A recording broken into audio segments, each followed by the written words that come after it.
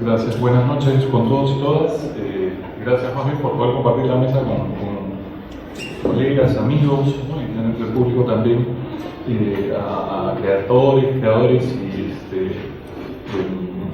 y aficionados y público interesado en general. La presentación que quiero hacer es... ¿cómo es esto? A ver, regresar a la... No, perdón. mira, con este revisas. Ajá. Con este avanzas. Ok. ¿Qué revisas? Perfecto. Vamos a revisar. Acá está. Lo que quería presentar se llama Desde las sombras, algunos alcances sobre el desencanto y la ideología en Barbarie, cómics sobre violencia política en el Perú, 1985-1990, de Jesús Cosío, y Conversaciones en la ciudad de Cartón, de Águeda Noriega y Mel. Esta presentación comentará sobre la presencia del desencanto, la desmitologización y la ideología en algunas imágenes o secuencias de obras de la narrativa gráfica local reciente. Cuando utilizo el término sombras, lo hago a propósito, como sea en el título de esta ponencia, porque desde la tradición filosófica occidental, específicamente desde la famosa alegoría o mito de la caverna de Platón, aquello ubicado en las sombras, ¿no?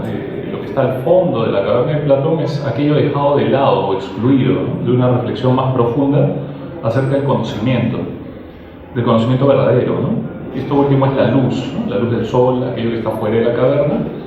Entonces, mi referencia a las sombras tiene que ver en este caso con la historieta, ¿no? Un medio gráfico poco apreciado muchas veces por ser considerado a veces infantil o demasiado simple para las demás artes, ya sean las clásicas o modernas. Pero a su vez creo que a pesar de tener esta imagen puede ser un vehículo de reflexión suficientemente válido para mirarnos sobre una serie de aspectos como comunidad, ¿no? Y dejar de estar a oscuras, ¿no? en ciertos aspectos. Con este preámbulo empiezo esta presentación con una imagen, en realidad desde el terreno de la ilustración, no es del terreno he hecho un poco de trampa, ¿no? No es de la historieta, pertenece a Piero Quijano, y la otra que he colocado al costado es la del Cuy, de Juan Acevedo. El primer trabajo lo he puesto porque corresponde a una viñeta alusiva al ejército peruano y su actividad contrainsurgente durante el conflicto armado, por parte de Piero Quijano, ¿no? Esta obra fue censurada en la muestra Montarse, en la Casa Museo José Carlos Mariátegui, a cargo del INC, en junio del 2007. ¿no? En dicha oportunidad, el comandante general del ejército, el famoso general Erwin Donaire, ¿no? consideró que el dibujo ofendía a las Fuerzas Armadas y solicitó al INC el retiro de la imagen de los afiches de la exposición de Quijano, ¿no? Ahora, lo curioso era que cuando se publicó en prensa no generó mayor polémica, en fin. Claro, y en el caso de Piero es una apropiación, ¿no? de esta famosa imagen de la colocación de la bandera estadounidense en el monte Suribachi, ¿no? en Iwo Jima. Ponía también al Cuy de Juan por un personaje emblemático, pero representa también la apropiación por parte de Juan de una tradición, digamos, de larga data de utilizar animales en las historietas, pero que, digamos, por ejemplo, en el caso estadounidense, sobre todo a partir de los años 50, en los Estados Unidos, cuando se pusieron en cuestión a los cómics por parte del famoso Dr. Bertham, quien consideraba que las historietas volvían en delincuentes juveniles adolescentes, el género se autocensuró, ¿no? Y lamentablemente muchas de las historietas, y sobre todo el género de animales, personajes de animales más bien, en la historieta se infantilizó, ¿no? Juan se apropia, ¿no? de esta tradición y la hace suya para crear un Cuy Calato, ¿no? con historias enmarcadas en el contexto político de los años 80 y de fuerte crítica a lo vivido en la época, ¿no? Ambos ejemplos me sirven para mostrar cómo la historieta o ilustración puede servir para romper con una tradición gráfica y apropiarse de ella para replantear una desmitologización, o lo que entiendo por desmitologización, evidenciar los presupuestos presentes en determinados aspectos de la existencia humana, ¿no? Y así mostrar algunas particularidades de la ideología o las ideologías en conflicto o en cuestión. Por ideología adapto una de las acepciones de Terry Eagleton. Él presenta 6 en su texto de ideología y la defino como: la ideología viene a ser el proceso general de producción de ideas, creencias y valores en la vida social, ¿no? Esta definición puede ser para el campo político o el epistemológico, ¿no? Con estos elementos previos deseo detenerme en 2 ejemplos concretos de la producción local contemporánea. Uno va a ser Barbarie, el otro va a ser Conversaciones en la ciudad de Cartón, y comienzo a comentarlas a continuación, ¿no? En el caso de Barbarie, hay un episodio que me llama la atención en la recopilación que hace Jesús, que es el último, el cierre de Barbarie, que es la obra cierre con el episodio de la matanza de los penales, ¿no? Que ocurre entre el 18 y 19 de junio, ¿no? De 1986. Pero claro, lo que llama la atención al leer Barbarie, el subtítulo de Barbarie es Cómics sobre violencia política en el Perú, 1985-1990. ¿no? O sea, uno diría, siguiendo la secuencia cronológica, tendría que haber terminado con un episodio del año 90. ¿no? Sin embargo, termina con un episodio del año 86. En realidad, antes del episodio de la matanza de los penales, los anteriores episodios van del 85 al 89, ¿no? Y el cierre de Barbarie es un regreso, ¿no? al año 86. Alguna vez le he consultado a Jesús, ¿no? Si él buscaba algo en especial, ¿no? Para haber colocado este episodio allí. Y sobre todo le pregunté, ¿no? Si él buscaba cuestionar con este cierre el poder, sus mecanismos autoritarios, el sometimiento ante él como fin de nuestra libertad como individuos. Y él me contestó lo siguiente, cito tal cual, me contestó por escrito, ¿no? Algo de eso hay, la intransigencia del poder, el contrapoder, retroalimentando sus lógicas autoritarias. Cierro su respuesta. Y sin embargo, creo que él acá da dos elementos que son interesantes, ¿no? Esta relación poder contrapoder, o esta dualidad que a veces se genera. Y era ahí donde yo quería hacer énfasis en por qué es interesante que este episodio cierre Barbarie, ¿no?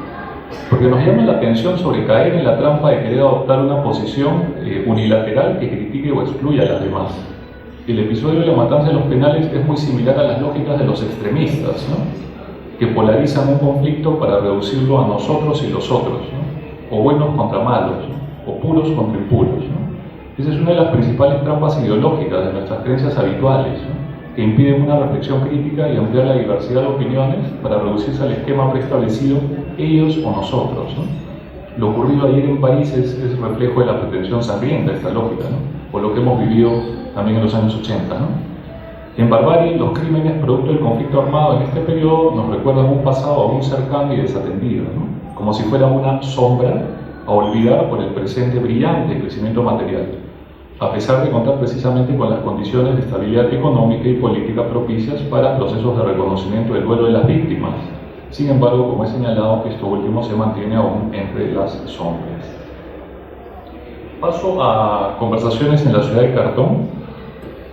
Podría inicialmente ser confundida con una obra centrada en la vida y obra de Martín Adán, ¿no? Sin embargo, no encaja precisamente en un género específico como el biográfico o el cómic documental, ya que el tratamiento de pasajes de la experiencia de vida de un creador y elementos de su obra no tienen como finalidad transmitir una historia lineal, ¿no? Al contrario, tengo la impresión de recrear toda una atmósfera, ¿no?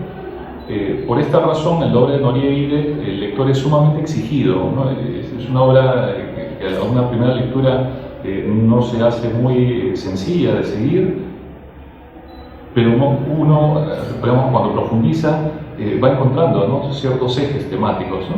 Y de esa manera el lector trata de hilvanar lo expresado gráficamente en cada cuadro sin necesariamente desprenderse del texto referido a la secuencia lógica entre las imágenes, ¿no? En este punto quiero destacar el tratamiento que se le da mucho y por qué casualmente hay esta exigencia al lector, ¿no? En esta novela gráfica se utiliza principalmente un paso de una viñeta a otra, llamada en la denominación de Scott McCloud, él la llama así, ¿no?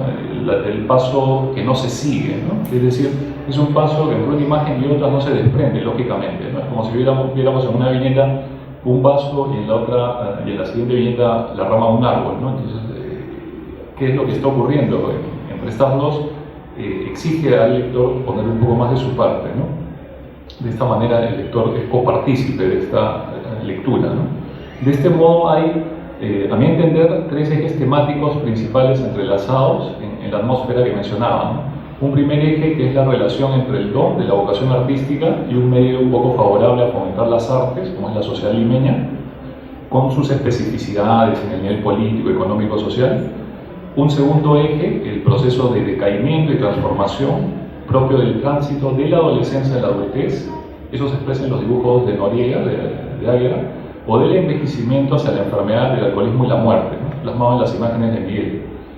En ambos casos se hace patente lo expuestos y vulnerables que estamos ante procesos irreversibles, ¿no?, que refuerzan en nosotros la sensación de estar inermes ante las condiciones de la existencia humana misma, ¿no? Y un tercer eje, que es el delirio producto del alcoholismo, la locura, como distanciamiento, pero lúcido, ¿no?, paradójicamente, frente a los acontecimientos o las vivencias al interior o alrededor, ¿no?, en el ámbito externo, digamos, de la persona, ¿no?, del protagonista, en este caso Martín Adán, ¿no? En ese sentido, por ejemplo, en esta secuencia se combinan tres niveles de representación, ¿no? Se comienza con un pasaje de la casa de cartón, ¿no?, que engancha con la subida de Martín adolescente, ¿no?, al tranvía, pero encontramos ya a Martín adulto, ¿no?, sentado en él, y sin embargo lo que percibimos es más bien escenas del presente, ¿no?, digamos, de la realidad, entre comillas, contemporánea, ¿no? Ahí se puede ver además, ¿no?, puede ser que sea la 10, no estamos seguros, pero ya eso no viene al caso, ¿no?, una línea de luz actual, y posteriormente se vuelve a bajar, ¿no?, Martín Adán, y retorna, digamos, a su época, ¿no? Entonces hay una continuidad que va obligando al lector, ¿no?, a ir estableciendo una vinculación entre distintos planos, además, que se van entrelazando, ¿no?, de los ejes que iba comentando, ¿no? En mi consideración, en el caso de Conversaciones en la ciudad de cartón, la vida de Martín Adán nos remite también a las sombras, pero en un sentido distinto al de barbarie, ¿no? Las sombras son aquí todas aquellas formas de vida que jamás podrán ser incluidas por la sociedad, ¿no?, a menos que modifiquen ciertos aspectos o el enfoque del modo de vivir elegido para contribuir a la normalización que la modernidad o el desarrollo espera de cada miembro aceptado dentro de la comunidad. De no darse este giro, no será posible abandonar la situación de autoexclusión o marginalidad del artista o poeta, pero a su vez esa tierra de sombras es el territorio propio del despliegue de la libertad creadora, que termina siendo el mejor acercamiento a la apropiación de la autonomía del campo del arte por sí mismo, al margen de lo establecido a través de la experiencia vital y artística de Martín Adán, o en nuestro caso, en el campo de la historieta.